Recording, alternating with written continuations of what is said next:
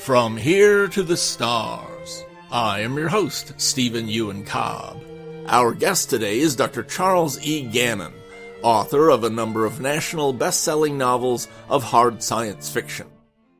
I have the pleasure of interviewing Dr. Charles E. Gannon. He is most famous for being an author of many national best-selling hard science fiction novels, but he has also been a scriptwriter and producer in New York City, where his clients included the United Nations, the World Health Organization, and PBS. He was also a distinguished professor of English and Fullbright Senior Specialist. Indeed, he received 5 Fullbright fellowships and travel grants. He has also been a subject matter expert, both for national media venues, such as NPR and the Discovery Channel, as well as for various intelligence and defense agencies, including the Pentagon, Air Force, Army, Marines, Navy, NATO, DHS, DARPA, and NASA. I want to ask about many of these, but I want to start with, you've participated in the IRG's symposium, the Interstellar Research Group. Why are the goals of the IRG important to you personally? Well, first of all, thanks for having me here. Hello to all the fellow travelers who are no doubt watching. I doubt you've come along here and just said, "Oh, I'll just push on this button and see what happens." My guess is it's a self-selected audience, and that's actually kind of a segue to an answer, which is why I write what I write and why I work and what I work is largely defined by I loved it from, I mean, as early as I knew that there was space, and when you're growing up in the 60s, you know there was space. It was just a first love, and in a sort of more, I guess you would say, adult answer. Well, a couple of quotes come to mind. Tsiolkovsky's quote about, Earth, the cradle of humanity, but you better not stay there. And obviously, the more we look out into the heavens and understand that the Gulf of Mexico is it probably, signs that maybe not all the big rocks are probably gone. And just the idea of thinking about what we're going to be, that we're not in this, there's a tendency to think that the day in which we live is the pinnacle of all things. Nothing could be more wrong, and nothing has been more frequently disproven by history, whether old or contemporary or new, so to speak. There was I can't remember his name. He appeared, his last name began with K, and he was asked in a congressional subcommittee why he was so interested in rockets. This was like in the 48, something like that, 48, 49. And they said, all this future stuff. And he said, why are you interested? And he said, I'm interested in the future because it's where I'm going to spend the rest of my life. And if it's not my life, it's the life of my actual or children or everybody's children. And if one has, I think, a conscientious outlook on us as individuals, as a species, and all the various subdivisions in between, I think being interested in the future, which to me is synonymous with being interested in space, if we want to expand, to me, it's been part of a very cohesive whole, at least in my brain. You wrote a nonfiction book by the title of Rumors of War and Infernal Machines, Techno-Military Agenda Setting in American and British Speculative Fiction, which, by the way, is based on your it rolls off the tongue. Yeah, it does. Which is based on your doctoral thesis. If you would summarize for the viewers what that book is about. The very quick version is tackled when I was writing that, there was and there remains a species of postmodern, I would say, doubt about the efficacy of narrative. That's essentially what deconstruction was all about. And I really felt that was not the case. I'd felt narrative influence my life. I'd seen it influence others. And this was, of course, my great love, the future and technology. And so I went and I looked for evidence that it had taken place. And it turned out that this project, which at the outset I was told this will be very difficult, was about as difficult as dynamiting goldfish in a bathtub. It was the amount of evidence in late Victorian and Edwardian England of their use of narratives, which we've forgotten, but that actually got into their war office and influenced a whole lot of designs, not just the tank, which a lot of people know about, but radio telegraphy, actually, if you will, robotic ammunition carriaging systems that were used in World War I to move supplies across, so people didn't have to pop out of trenches. They used essentially a sort of chain conveyor belt. And all of these sort of things in ultralight planes were envisioned. And when you move across, it's kind of interesting how almost as the torch sort of passed from Great Britain to the United States, as I guess you could say one of the world's leading powers, that same impulse to look at the future came with it. And the amount of influence that is in that book that is pretty meticulously, it is meticulously researched, but it is not complete. There is so much. All I can say is that if you leaf through the book, you're going to find one of my favorites, which is apparently from Northrop Grumman. It was at a presentation done inside the five-sided squirrel cage that most people call the Pentagon, and it was about the size of what the B-2 bomber was going to be. So first they show it next to, I think, a B-52.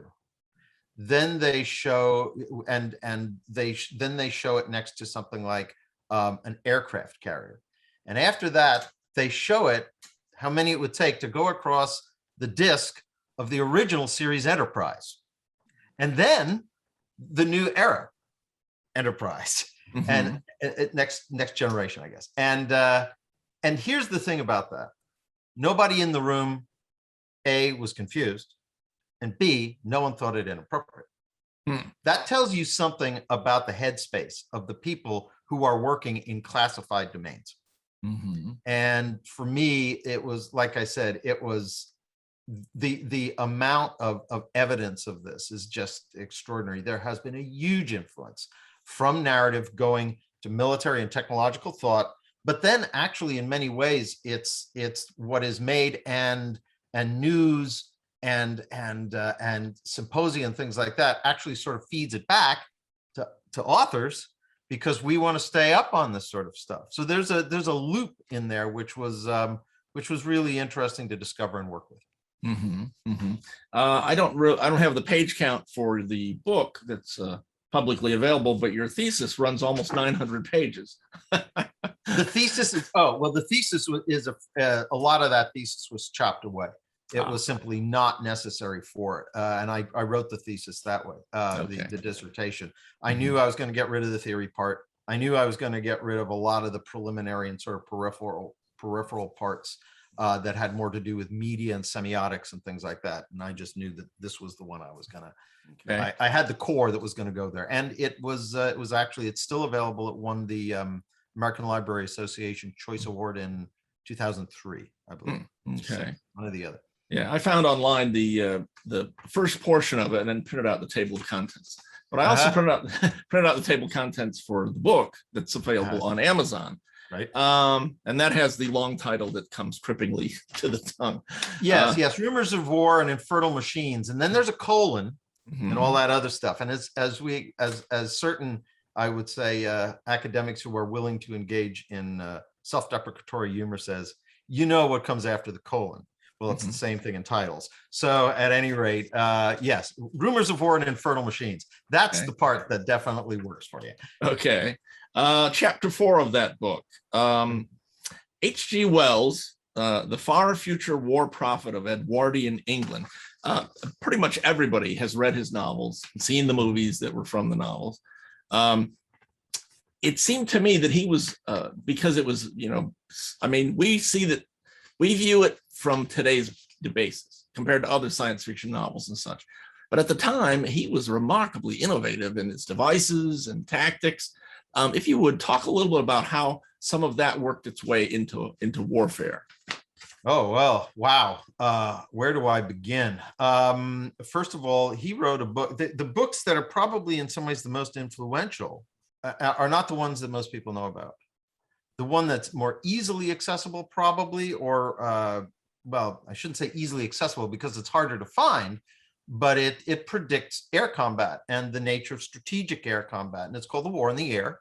And it's written, I want to say, it's either the early 1900s or the very late years of the 1800s, and there are lighter than aircraft in there, but for the most part, that's not what it's dealing with. It's dealing with heavier than aircraft, and how they are going to change the face of war.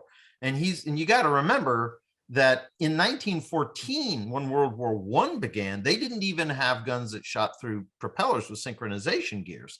They had to mount them on top of the wing. They had to do all this other stuff. And he is just leaping far beyond that. And the capability of aircraft to sink battleships, totally unheard of. And of course, even 20 years later, Billy Mitchell was going to get essentially run out on rails because he proposed that. And it took until World War II until the notion of a carrier-based strike would do the job. But probably, to my mind, the more influential one, and people knew it was influential, was The World Set Free, which is a very interesting title because it's about the development of atomic energy, but mostly atomic weapons. He didn't get all the specifics right, but he certainly got right the idea of a dead zone after. He foresaw the incredibly destabilizing capability of miniaturization of these. Not only is he the first person to write about a nuclear weapon, he takes it to the level of essentially what we would call a suitcase nuke, and how it was, and this required something that was going to be a world organization. At the end of World War II, there was something actually floated called the Baruch Proposal, which was about a kind of a global consensus on this, but the peacekeeping was going to be done by a very select number of powers. Well, this was exactly the proposition that was towards the end of The World Set Free. That obviously did not fly for all sorts of reasons, but its influence on individuals. Leo Szilard, who is in many ways considered the person who really sort of was behind, critical mass reaction that would actually be weaponizable, said that it was because he'd read that book and then watched, strangely enough, a traffic light change. And so, and it was the nature of the transition of the colors. And for some reason that kicked off something that he read in the book, and he said, yes, it can be done. Now, lest one thinks that that's, totally pointless, Szilard obviously has a lot of, you take a look at his name and take a look at the people who are on the Manhattan Project, and you're going to see an awful lot of overlay. And there were only 2 books that were required reading for the people who went into the Manhattan Project, and World Set Free was one of them. Okay. Just out of curiosity, what was the other? Do you remember? The what? Do you remember the other one? No, I don't. I think it was a sort of the equivalent of a 1920s version of an air power story. So I think what was going on was basically, here's the weapon, here's the delivery system. We're not just fooling around here. This is on the way. Somebody's going to get here first. It damn well better be us. Okay. Well, now my admiration for H.G. Wells has gone through the ceiling. He was quite impressive. I think the sad thing is that he became so concerned with where he saw the world going, is that when you get past what he would call his scientific romances, he gets a little bit more didactic. And I think he was proselytizing because he saw all sorts of problems on the horizon. And so those aren't his better known books, but they are certainly worth a read. Okay. Yeah. And it's still very approachable. For the opening scene of the time machine, it lays it out really clearly. It's beautiful. Oh yeah. Written. Yeah.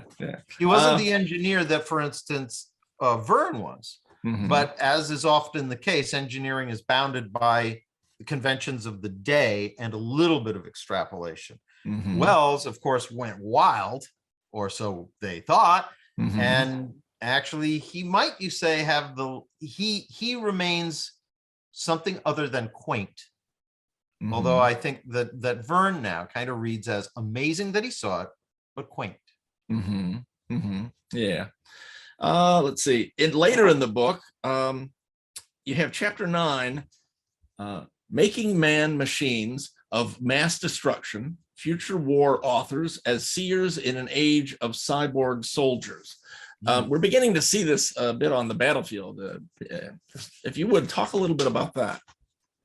Well, when the book was being written, once again, it was sort of like, it was as easy as falling off a log. And because at that point there was something called, it was Future Soldier was what it was called, but there was also the Future Combat System, FCS.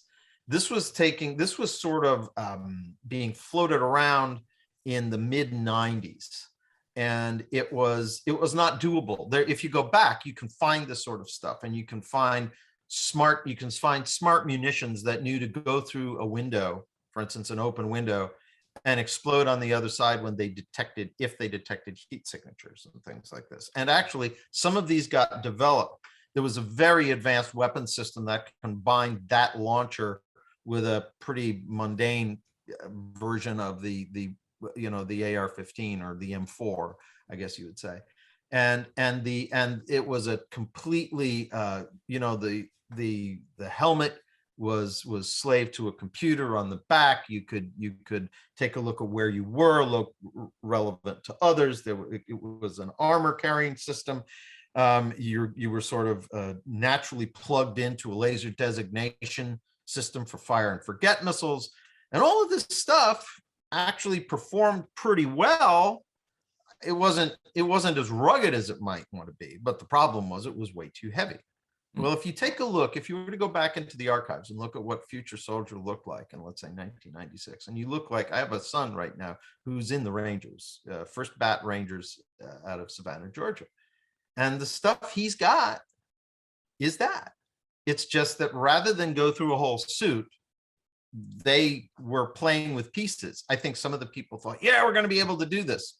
Usually what happens, from what I've been able to see, is a bunch of ideas get tested out, and they are ambition and insight precedes engineering. And you have some people who are so gung-ho about it, they actually think it's going to be realized in that first iteration. Usually not. Lessons are learned.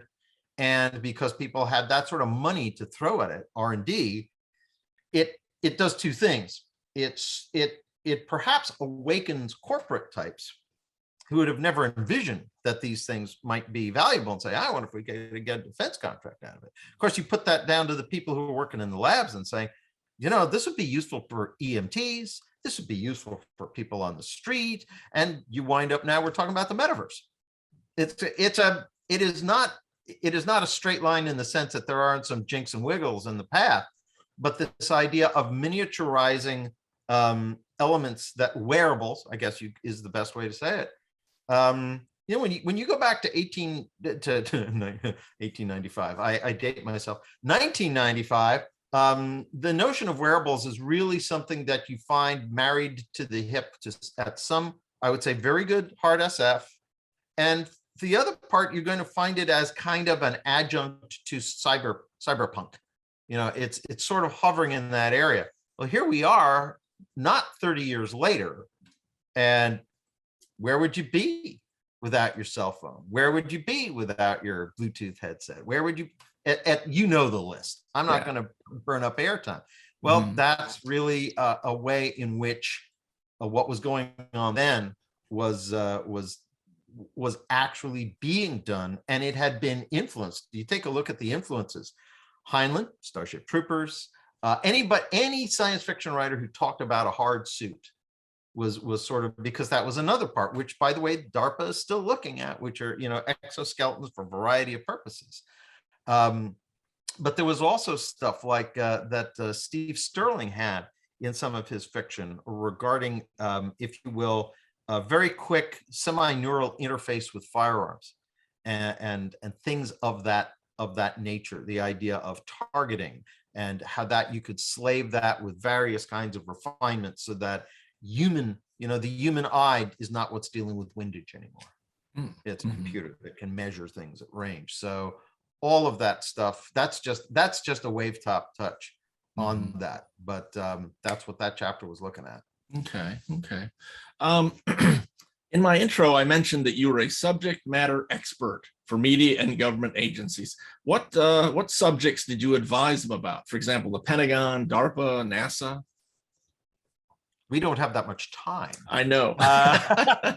Everything from the respective values of single stage to launch vertical, runway to runway. Do we want to put something at L2? What would it be? Which when that conversation was first had with Les Johnson some time ago, it was a great answer in search of a question. But I think Les and others were very foresightful, and I think people like Jack McDivitt and Nancy Kress and Rob Sawyer were on that phone call also. Phone calls, and now, of course, we're realizing that we're going to need those Lagrangian points as waypoints. They're just their value at that time was not evident. Well, it's getting pretty evident now.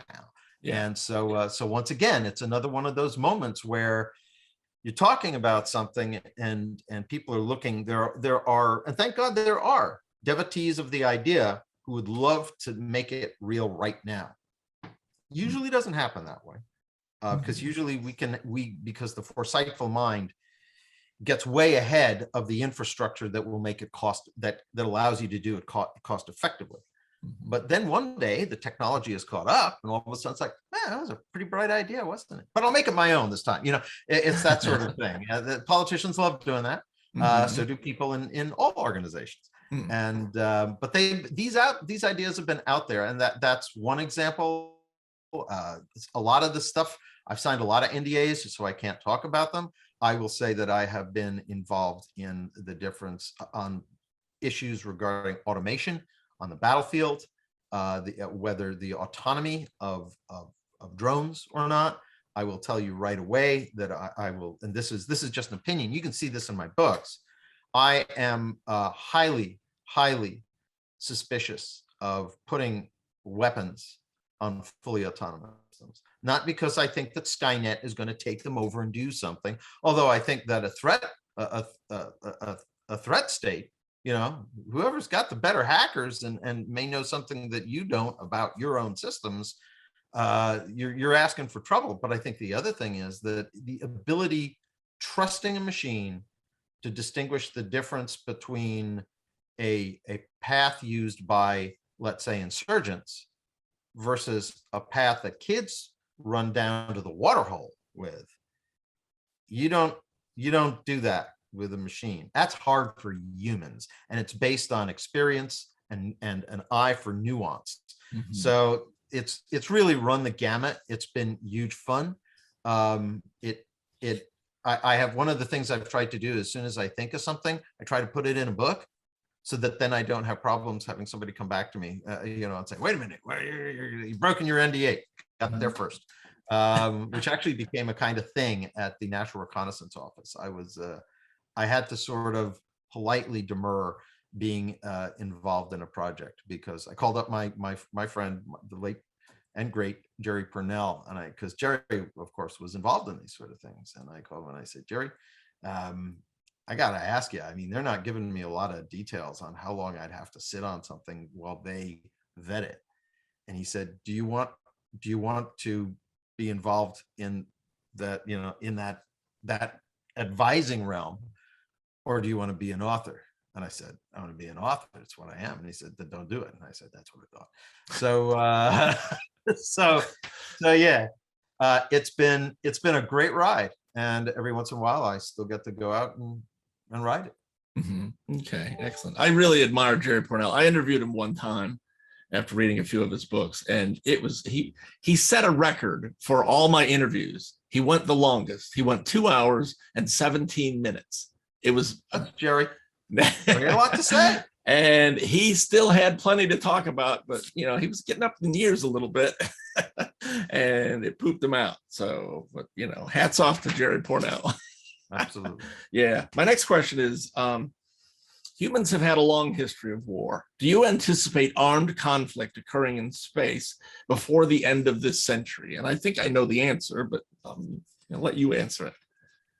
That actually goes very close to NDA. I have does also been in the, I don't know if you're familiar with the Office of Net Assessment.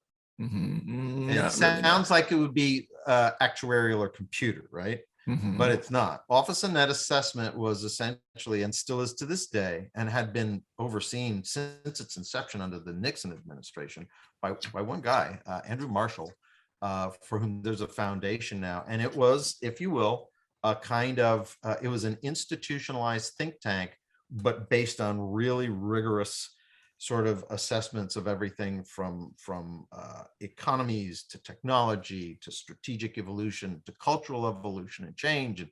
And so I've had reason to be there to talk about this very thing you're asking. Mm-hmm. Will we have armed conflict in space?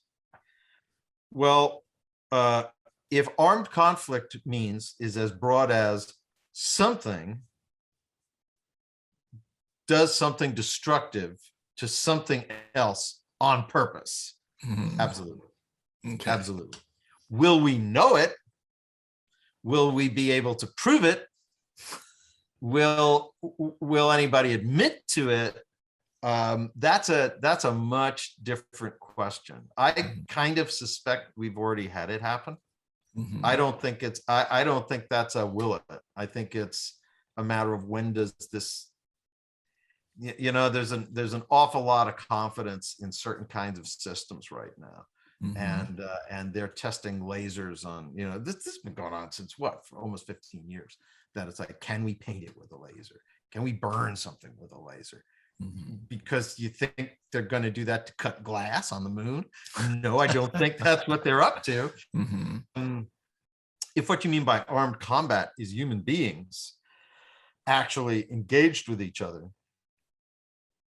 I hope not. I wouldn't be surprised.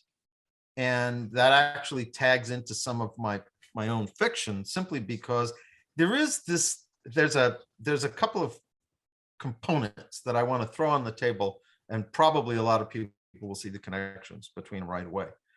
There's that thing I was talking about, autonomy in drones. And right now, most of what we do is remote control, right? But remote control or autonomy, or some combination of the two. However, if you can't trust the autonomy fully, you really need the remote control, right? But remote control only moves as fast as light. Now you may say, who cares about that? Well, let's see. If you go to the moon, that's, I think, one light second, right? Just about 300,000 kilometers, 186,000 miles per second. So it's right about at that spot, convenient for measuring. Well, one can certainly see lots of reasons why the moon would be, either just because of its astrospatial orientation or possible assets on it, why there might be some elbows out sort of attitudes on the moon in the future. Well, what if it's on the far side? And right now, talk to anybody in, for instance, missile intercept or things like that, about how long a second is. A second is, forget it. A second means the laser, which can travel at the speed of light, is problematic enough. But you have to get, you have to get the signal to you, moon, 1 second. Now you have to make a decision. Let's say you have an automated AI assistant that says, do this, and you do it. Half a second.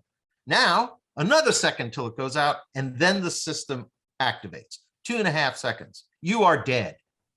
That speed is not sufficient. Human beings, the way I look at it, and it shows up in my fiction, for you to really make nuanced decisions, both for the purposes of safety and optimal tactical application, you don't want to be more than 1/4 of a light second away from the objects you're controlling. Mm. If you are, even with assisted AI, I think you're pushing the envelope. Mm-hmm. So that is the reason this whole spiel is. So if that's the case, if that makes sense, and human beings are going to be within 1/4 of a light second, in order to ensure timely response, I don't see how we don't have, as the astronauts called it during the Mercury phase, spam in the can out there. I don't think it's going to be the first phases. I don't think they're going to be guys jumping or gals jumping around in spacesuits with M16s. I don't know what the future beyond holds, but I think that it's difficult to see an unpopulated space in a sort of military environment. Okay. Let's see. Let me just skip the next couple of questions. What are some of the key differences between war on Earth and war in space? Wow. And is that another NDA? Pardon me? And is that another NDA? No, I mean, that's simple physics, right? There's also the difference of war in space, as it even is sort of conducted as drills now, is entirely different from what you see on, for instance, beams, right? Unless they're plasma, unless they're emitting light, the only way you're going to see a laser, you'll know that most of the viewers probably know this, is if it's passing through some sort of vapor or plasma and is essentially, the light's getting split off, or you're looking down the barrel, so to speak. Well, if you're looking down the barrel, you may see it, but you may not report it. But you're dealing with a kind of physics that is so counterintuitive in so many ways. Go faster to go higher, but sometimes go down and go faster to go higher. It's like there's so many things having to do with just simple orbital mechanics. How do you actually come to a meeting engagement? Okay, and now I'm talking about craft. Unless you're actually sort of tracking each other in passes by staying in close to a planet, which actually planets have a high probability, I think, of being like Thermopylae, like the Bosphorus. They are going to be the choke points, not merely because that's where people are, but because actually they are, first of all, they're going to be way stations for resources, even if they're uninhabitable. You might say, why go to Jupiter? Well, I'll tell you one reason. Build a gas station on Europa, because there's water there. That's going to be pretty easy to crack. You're not going to have to leach it out of the lunar various, the regolith and other components there that you're hoping, with application, you can get that from. But there's also the fact that playing with gravity allows you to actually make multiple passes and to also change where you might come. So let's imagine, this is highly simplistic, two forces going around the equator. And so every time they do a half orbit, they're meeting again. Then you can get into the fact that, do they boost high? Do they boost low? Has one broken off? Does one accelerate to pop out of orbit? There are a lot of opportunities for tactics that are a little more sophisticated. In free space, well, let's see.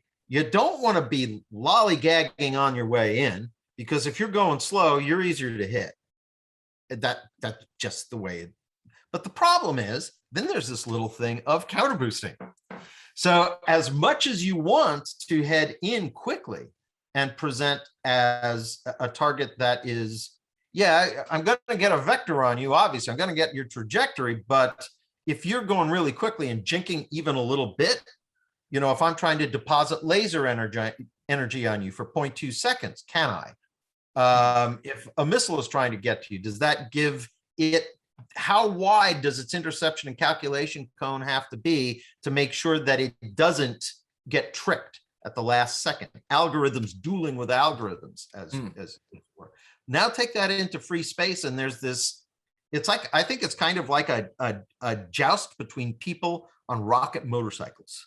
They're going to get one pass, and you probably want it for two reasons, because you won't know the outcome until the outcome is going. The engagement, if it's actually a meeting engagement, is going to be so rapid that it's going to be things happened, damage control. Do we think we're better off than they are? And anyhow, we're both heading in this direction. And unless I'm really confident, do I really want to then tumble counter boost, try to catch up. Hmm. There's this notion of fleets meeting in the middle of space. The real issue is going to be if you can't find essentially a matched kind of closing vector, and you're actually trying to not spend a lot of time because you don't know, you don't want to spend a lot of time because what if they got something you don't know, right? It's going to be single passes and long drifts.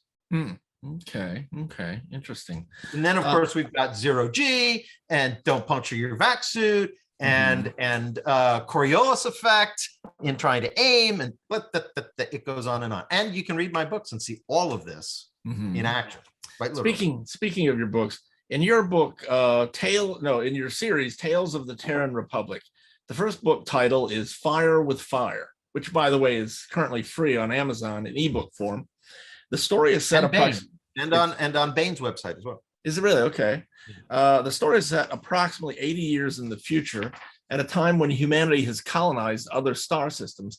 However, the propulsion system is, to my mind, a little unconventional. Describe it, if you would, the propulsion system.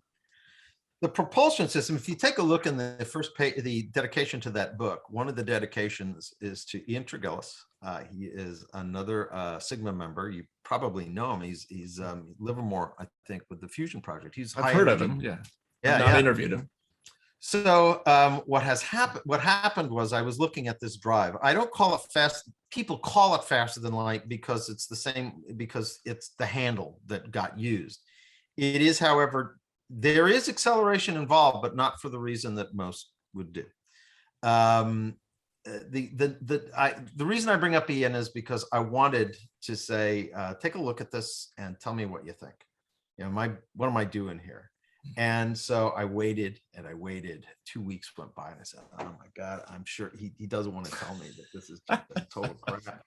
And so I sent him an email and I'll never forget his response. He said, no, I've been geeking out on it. I was like, okay, that sounds like a good sign. And as he said, it doesn't violate anything. It is different. It is not push a button. And there's a whole bunch of stuff behind that I don't know that we'll have.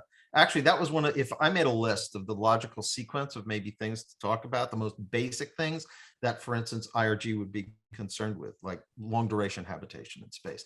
To my mind, a supraluminal, which is what this is called, a supraluminal drive was at the end, as incredibly speculative. It is. So on the one hand, while I would not call myself a devotee of string theory exactly, I will say, well, first of all, the problem with string theory is not that it's provably wrong; it's that you can't prove it at all. I mean, its manifestations are beyond our ability to create any sort of analytical tool, any sort of empirical measurement of. However, one of the things that, of course, is tempting about it is that it does reconcile the entire spooky action at a distance that Papa Einstein left us with. Does some interesting work with that, and we don't have good explanations for that. I mean, I can always enrage physicists if I'm a little waggish, and I like to say, and some have taken me seriously, and I say, so observer effect, does that mean that by definition you believe in God? What? No, quite the contrary. I said, well, then who was there to observe it at the start? Now, granted, I'm being waggish, as I said, but it's illustrative, I think, because the standard model still is having to jump through an awful lot of hoops. My suspicion is that 50 years or 100 years from now, people will be looking at it kind of the same way, maybe that after Einstein, you start looking at Newton, say, good try. Or even Ptolemaic astronomy, if we go far enough out there, which was, you got to hand it to Ptolemaic astronomy. They made everything work, right? Everything showed up just when it should. They had perfectly good explanations that sometimes it involved flying turtles or whatever the case may be, was a little bit, far-fetched, but not to them. And they got it all down right. And when you've got something that answers most of observed phenomenon, it certainly builds a great deal of confidence. So, so this is based on a component of string theory, which is essentially that as you move objects to higher energy states, which is what we see, that's what you do if you want to generate that sort of, if you will, quantum jump or what they at one point called electron tunneling, or just the uncertainty principle, meaning that anything has a greater than zero chance of being anywhere in creation at any given moment. Finding a way to exploit that. And there are two ways. One is a field effect, which is essentially a kind of, it's called, I use the term an incipient event horizon. It is creating the equivalent of a blip that's almost like what would create a black hole, but it's not enough to sustain. It creates a deformation of space. It creates a deformation of space at a place which, if you have enough knowledge of, if you have their knowledge of string theory, okay, I'm sorry. There's no fast answer to this except to say that supposedly all things are entangled, right? It's just the degree of entanglement depends on proximity at creation, or how far back we go. Well, by that notion, stars in the same cluster would probably be more entangled than, let's say, stars compared to a galaxy 200 million light years away. So once you can measure that, then the question is, can you find optimal places where, if you will, whatever connects, whatever creates entanglement, can you find the time, space, moment, or I should say volume, to say that's where we're going to drop that effect. But that's not all there is. If you tried to do that with a standing craft, unless you are much more advanced in this technology, you just generate junk, proto-atomic junk coming out the other side. So there's an acceleration component. The acceleration component is not even to go fast, to go through this momentary like flip. It's to move, and this was what Ian really liked about it. It's to change the entire energy state of all the mass in the moving object. Because the resistance to these sort of transitions usually is the current energy state of the object that you're applying the force to. Well, to make it easier, you raise the energy state of the entire object, in this case, the craft. It is, however, fantastically expensive to do. And actually the numbers behind how the energy is produced and where it's produced is all there. It's only hinted at in the series. I do the math, so you don't have to, but the math has been done, and it's actually, I'm happy to talk with people about it. And it involves the moon at first, and it involves antimatter. And as I know you guys are aware, you get almost 24/7 light at Shackleton and Perry, the lunar poles. Now I want you to think about what it's like. It's that old notion of save a penny a day, right? How soon are you a millionaire? People say, well, how are you going to make antimatter is not a resource. Antimatter is essentially a storage medium. Absolutely true. So then the question becomes, where do you find free energy? Well, actually, there's an awful, when there's no atmosphere in the way, there's an awful lot of energy hitting the moon. There's even more hitting Mercury, et cetera, et cetera. The question is, can you capture it and can you transition it? And there have been some very interesting advances made in both the capturing and the storage of antimatter. So I pay attention to how do you get the energy density, and where do you go to do it? What technology do you have? And it is based on stuff that was not off the shelf, but solar panels have been around a long time. And I remember in 1995, people would talk about what is this is the maximum theoretical efficiency, which we have long since blown past. So just, that's a really, really quick tour of, there is an interstellar drive. It is expensive. It is infrequent. It's big. And therefore you do not have a lot of ships zipping around. At the time that it's about actually 95 years in the future is really when it starts. There's a sort of prelude, I think, that you're probably referring to, at which point they haven't done this. They're on the cusp of it.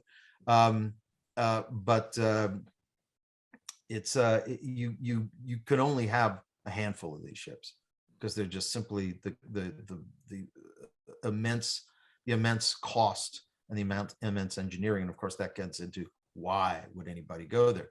That's a whole other interview, right? Okay.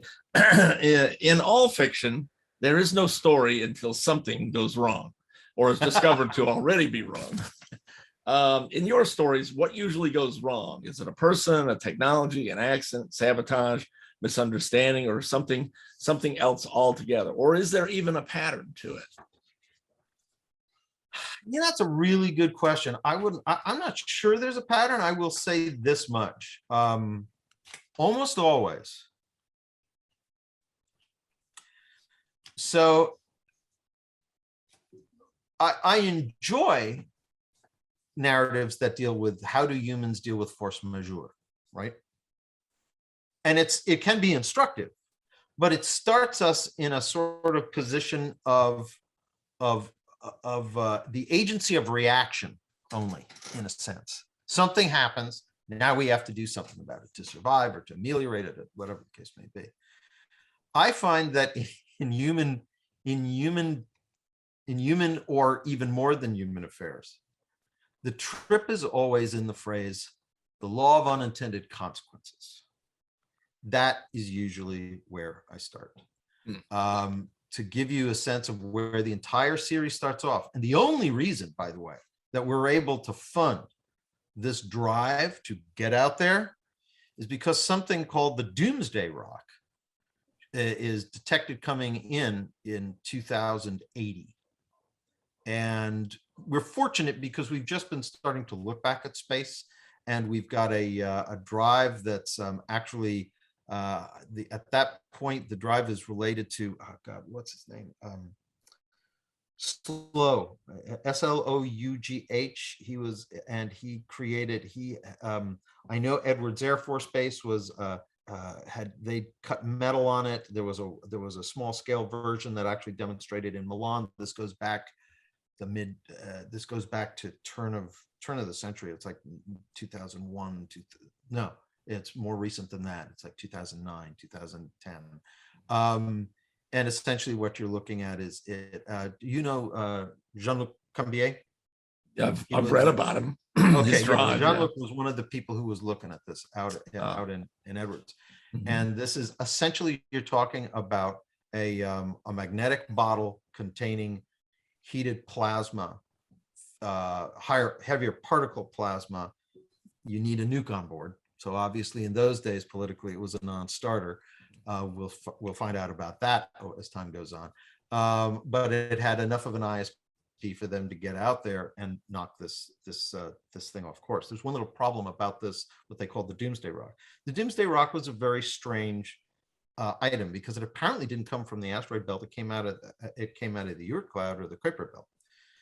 But it was something that's not very common out there, which is it seemed to be very heavy. It had a lot of metal elements in it. It was also heading in at a retrograde orbit on a retrograde course, all of which was therefore in hindsight not particularly shocking when the people who went out to look at it discovered that they found 4 drilled holes, actually more than 4. Mm-hmm. And what it was somebody had obviously put in an electromagnetic driver and had accelerated this to come and give us a kiss in the 3rd orbit, which no one had the capability to do. They knew how they could look back and they'd say, no one was out there. No one was even. So we know two things. You think, well, first, actually a couple of things. And this is where the story starts and why it starts out as sort of skullduggery and whodunit, because it's not broadly released for a variety of reasons. But behind the scenes, what's going on is people know, okay, we got to get out there because somebody just tried to take us out. Mm-hmm. But why would they do it and be so circumspect about it? I wonder if they don't want to be caught, which means it's not just one group out there it's somebody who doesn't want to be caught by somebody else. They don't care about us. So what do you have? You have somebody's playing around in our system. If they're not here, it may mean that FTL is actually possible. It means that we better get out there and do something about it. And it means that it's not just probably one species or whatever, but at least 2 and maybe more. And once again, what that does is the ones who tried to take us out, well, what did they do? They kicked off our renaissance. Stuff we were not willing to fund is what actually leads to the beginning of that story. It's not just the law of our unintended consequences. It's I think that's going to prove to be a unless any species has perfect wisdom and foresight, we're all going to grapple with that. Mm-hmm. So that's, I'd say, the common point. Okay. Which kind of leads me a little bit into my next question. How much science do you feel you can describe without it becoming the dreaded info dump? Or are readers so scientifically literate these days that describing the science behind the story becomes unnecessary? I actually, I'm going to dodge that either or, because it's not what's going on in my mind when I do it. Okay. First of all, I do the science, and I take a page from Heinlein's book, not Clancy's. Clancy is a great person for, I think, if you want as an inspiration or a mode, not for his characters, but in terms of a sort of gritty, you are there feeling. Clancy does, and techno-thrillers in general do a great job of that. And that's what I aspire to as a vibe. But when it comes to story construction, Heinlein is the guy who basically said, you go into somebody's house and he says, you want to watch TV. He doesn't give you a dissertation on what the magic box is and what it does. It's there and it does it. Mm-hmm. If it is foreseeable enough, you have probably less, it is less incumbent upon you to structure the story so that why that thing could exist in a broad, how that happened. If it's connected to us in a historical sense, we probably want some hints. You know, they don't have to be engineering hints, but they have to be hints of investment, interest, whatever the case may be. Mm-hmm. And we have to find some way, if it's going to violate physics or whatever, you know, egregiously and dramatically, the more it does that, the more we probably have to explain it, which is why the only thing that gets explained in the first book, and it's not done as an info dump exactly though, is that FTL, that superluminal drive. But I go at info dumps in the following way. I know they're coming, and I say, what will make the transmission of information not feel like an info dump? And the answer to me, this is a pattern. You can find this pattern very, very flagrantly and oft used in my books, which is put two people on opposite sides of a coin on mm-hmm. that they are arguing over, no, that's not the thing to do. Yes, it is the thing to do. And you build the components. The defense of their various points are the features which either explain the technology or point off stage to what that technology clearly assumes. Mm-hmm. Like I say, I do the math, so you don't have to. Actually, frequently, I talk to people who do the math, who then give it to me, so I don't have to. Okay. Yeah, that sounds way better than the more traditional method, is have somebody that understands the thing and have them talking with somebody who doesn't understand the thing, and they're simply lecturing them in a boring way, kind of, to fill them in. Yeah, have them argue about it. Yeah. And I had to do that a little bit in that scene, but what's happening is the leader of the delegation who's going out to meet whatever might be behind this entire phenomenon that almost took us out of the you know, the greater evolutionary mix of the universe, mm-hmm. is annoyed because the genius doesn't want to deign to explain things. And so he doesn't like the way she constantly is criticizing him. So he says, well, you know, it's this. And this makes her feel like, okay, so what does that mean? And so what's actually going on is he's digging her. Mm-hmm. And he's also, he's probably someplace on the spectrum, right? And has the autistic spectrum. The autistic spectrum. Well, yeah, we're all someplace on the electromagnetic spectrum, after all. But no, I mean the autistic. Yes, spectrum. yes, exactly. That one. Okay. And he has challenges of one form or another, and one of them is that he has not insufficient empathy for what she's trying to do, because she's trying to she is there predominantly as from a cultural, social standpoint, political standpoint of smoothing waters. And he has this sort of contempt for the fact that really this thing is going on and you don't understand any more than this. So I'm going to make you look stupid in front of all these other people. And that becomes the big, because there's another guy who's looking at this who says, Jesus, if I don't find a way to make him back off, we're going to melt down before we even get to where we need to do what we need to do. So the conflict, while that conflict is going on, all the pieces of the drive are essentially revealed. Okay. Let's see. Early in your career, you wrote a book by the title Hard Times, published by Game Designers Workshop for the science fiction role-playing game Mega Traveler. Describe it, if you would, and how did it come about? So actually, Traveler was the first place that I published professionally. I had been paid for television work for 5 years prior to that. But this was the first time I ever actually, even before fiction, I had seen this game growing up. A lot of your viewers are going to know Traveler. I assure you of that. Its creator, Mark Miller, is a dear friend of mine. We still are doing sort of, there's this project we have in mind that we keep on trying to get to, but we're both very busy. And this was a very, came out in 1977. It was pretty much the first role-playing game of any note. It was certainly the first science fiction role-playing game after the Dungeons and Dragons sort of wave hit in 1973, 1974. But it was entirely different. You design things. There was a planetary generation sequence, which was, really simple, but elegant in that. The amount of science that informed it, the amount of qualitative grounding it had in what you could make your own universe. You didn't have to use their universe, but the first 3 books were one and a half of them was essentially how to, and it measured anything from how would you represent all creatures, all life on some kind of quantitative spectrum. How would you represent, as in all RPGs, humans in terms of their attributes and skills and things like this? How do you represent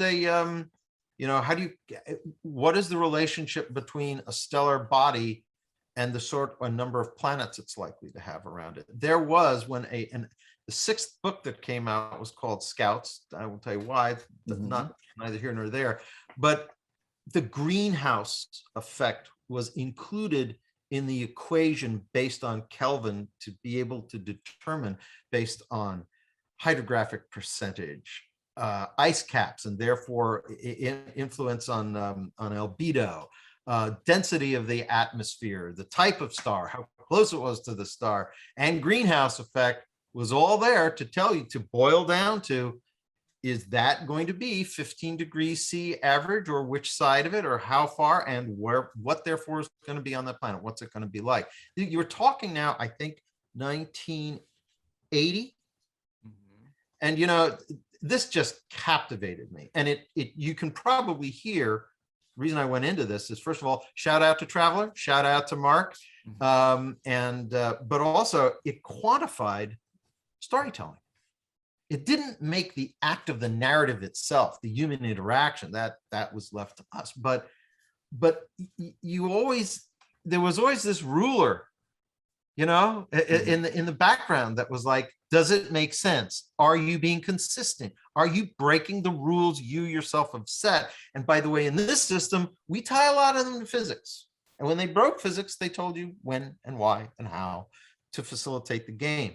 Well, that really drove me. And Hard Times was so I started writing for Traveler in their magazines, 1988. I was brought on as they sort of shuffled control of it out of house. And I was brought on as sort of as technically they called me the Mega Traveler guru. Now, Mega Traveler was in many ways a weaker version, I would say. There are going to be people who, now you may get hate mail, than original Traveler. But what had happened is they had created this empire sort of operatic scope that they just wanted to reduce. So they knocked it over with the Civil War. And in it, this huge star-spanning empire collapsed into wild areas, and it was, no one had dealt with it. And they realized this was not a great thing. So Hard Times they said, I proposed to show how that resolves. Now, it was at first very unpopular with a lot of people. Some people loved it, but the reason is because you take a star-spanning empire and you go civil war, and now you start using WMDs on strategically important planets, and you have asteroid colonies that are never going to be able to be self-sufficient, particularly if they're lower tech. You have people dying in the billions. And I didn't want that to happen off stage, like some battle in an Italian light opera. If you're going to actually pile up bodies like Hordward like that, the narrative reality of that environment, I felt, had to have at least one work that sort of nodded at, this ain't all fun and games, boys and girls. So that was that project. And now it seems to be it's many people's favorite product from that entire line. But at first it was a big sea change. The mood had always been very upbeat and this, that, and the other thing. And I think they thought I was going into some sort of post-apocalyptic dystopic thing. But my attitude is, no, we got to get through this to get to the other stuff. But we just can't leave this unremarked. So. Okay.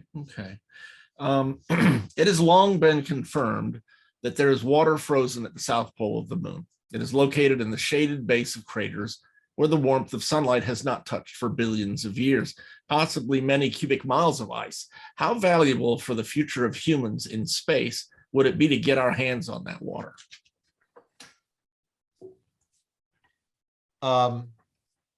Right now, most people don't even understand probably the significance of that question. IRG, of course, does.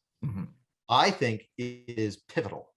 It is, to my mind, probably the equivalent of, there we are, we're going across, we're going out of Pennsylvania, we're going past Ohio, but we know already from down Louisiana way, there's this thing called the Mississippi River. And if you can get to that, you're near the Great Lakes, you're near the Gulf, you're out to the Atlantic. One day you're gonna drill down through Panama, and you're going to be able to get the entire world in your backyard through that one artery. I see water on the moon, and also vents on the moon. I mean, look, there are a whole lot of questions about living on the moon for any extended period of time, and I don't mean to get into them here, but when you don't have an atmosphere and you don't have a rotating molten iron core, you're going to need something against the rads. And these really lovely, aesthetically pleasing visions of surface domes and things like that, I look at that and I say, what, like a 20-minute every 2 years? Because the rads are going to be punishing. And do you get enough warning on the solar weather? But those tubes, please. I would also see the same thing for Mars. I think that where we have these vents, and it would be a lot easier to seal parts of them to make those hermetically sealed and you get automatic radiation shielding. And so that, but the water, well, let's see, and it's water right next to silicon. Wow. Silicates. If you were, how can I put this? Because it's there, it doesn't look unusual. But if that wasn't the case, and we just had, let's say, Deimos and Phobos, Mars moons floating around up there, in addition to the fact that we wouldn't have the tides we have, there would be also, and a lot of other things, but where would we have a convenient gas station with all the components to put in a charging station? Really? I mean, if I did that, and if I did that and we all lived with Deimos and Phobos overhead, people would say, oh, well, that's convenient. I mean, it's that pivotal. The water whether you're talking about for reaction mass, whether you're talking about for drinking, whether you're talking about for breathing. I mean, it's all right there. Then you generate electricity to crack the water. Please, too easy. So yeah. I know I'm preaching to the choir, but I cannot answer that question emphatically enough. And the last footnote on it is 250 years from now, people are going to be teaching kids why that was so important. The reason that we have to teach kids today why the Mississippi was the absolute change point the inflection point in the development of the New World, and well, at least North America. Let's see. We are at 1 hour, so let me go to my last question. Well, I'm trying to keep up here with the Jerry Purnell. I gotta keep. No, that record may stand forever. I don't know. I've only interviewed five. Probably should. Yeah, for you and your viewers' help. I've only interviewed 500 people, and I think it'll stand till at least 1,000. In the future, half a century from now, what is your vision of human exploration of space? Where do you envision that we will be living and working, and how will this transform human civilization?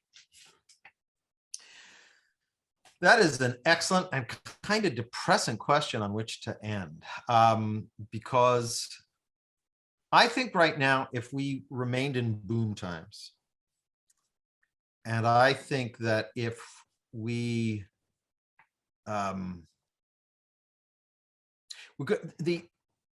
wow, I have so many thoughts on this matter because, no doubt, you can tell, I'm not exactly.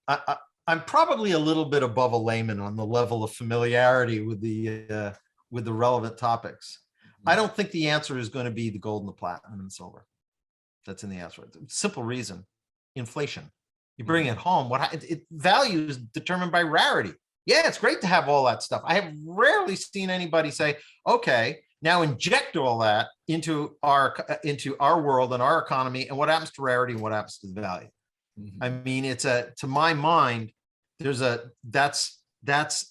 visionary thought with a wide route to one of those laws of unintended consequences. Because what happens if you go there for that reason and then the economy breaks? Now people are saying we should have never gone to space. You got to have the right reason, and it's got to be sustainable. I think energy is actually, and I don't mean the big floating, solar panels that O'Neill sort of made as the validation for the L5 stations.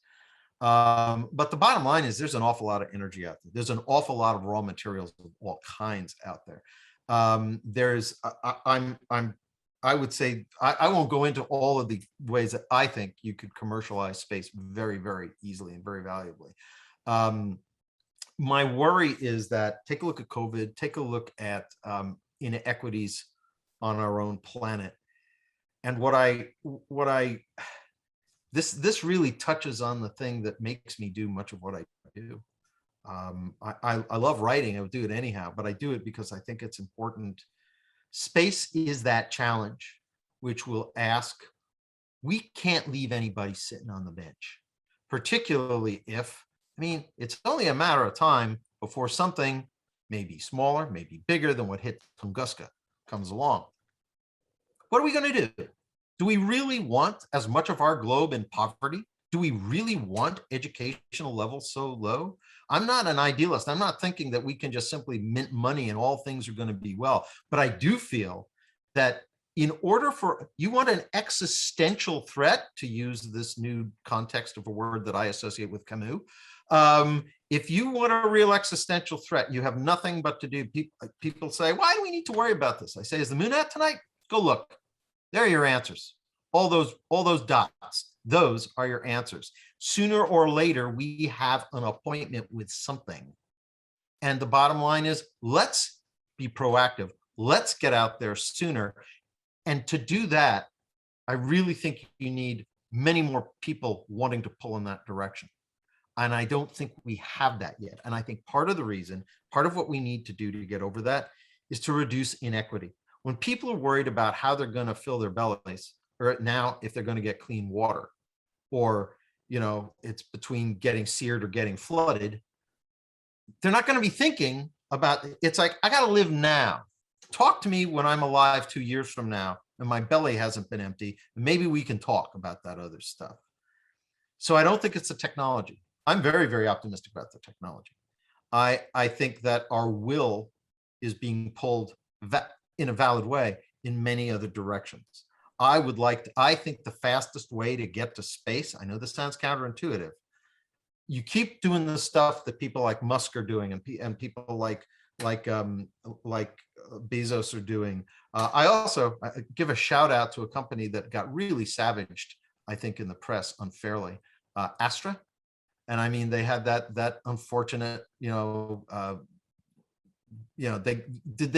get it up? Yeah, you could see as soon as you were looking in the monitors, planet space, planet space, planet space. Well, I don't think that fairing came off clean.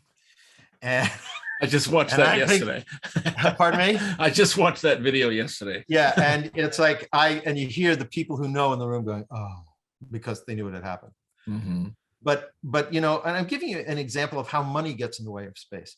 That system, 4.5 feet wide, 43 feet tall, microsats, take it any place in the world with a concrete surface that you can put that up. Mm-hmm. And it got savaged in the press. Why? Because it's not as big and it can't carry a ton. And they're talking about all the other ones that are out there. I'm sitting there and I'm saying, yeah, you left out two things. You can launch it every day for $1 million. And at $1 million a pop, what is the cost per kilogram? Mm. Interestingly, all the short sellers who went after Astra failed to mention that. Mm. And this is, part of the problem is all the inequity. Part of the problem is greed that will not spare a stock or a vision that is actually, I mean, listen to Musk talk. Whatever you think of him as an individual, unless you think he's deluded and or making it all up, he really understands the Tsiolkovskian proposition of let's get the heck out of the cradle, because it's the only way we can be sure of going on. So what I think is we need will. I think the technology is going to come along. I see so many hopeful things in technology, from everything from closed bioloop to better thrust agencies. My God, you guys know, my guess is almost everybody who's going to watch this knows, if the NERVA project had been allowed to progress in the early 70s all the way through, I'm not so sure we wouldn't be having this conversation beamed back and forth between Europa and Mars. Mm-hmm. because Heinlein did the math a long time ago. If you can do something like 0.01 G for days, and all you need is reaction, any gas will do. Mm-hmm. any liquid will do. You're flying tea kettles, you'll own the solar system. Mm-hmm.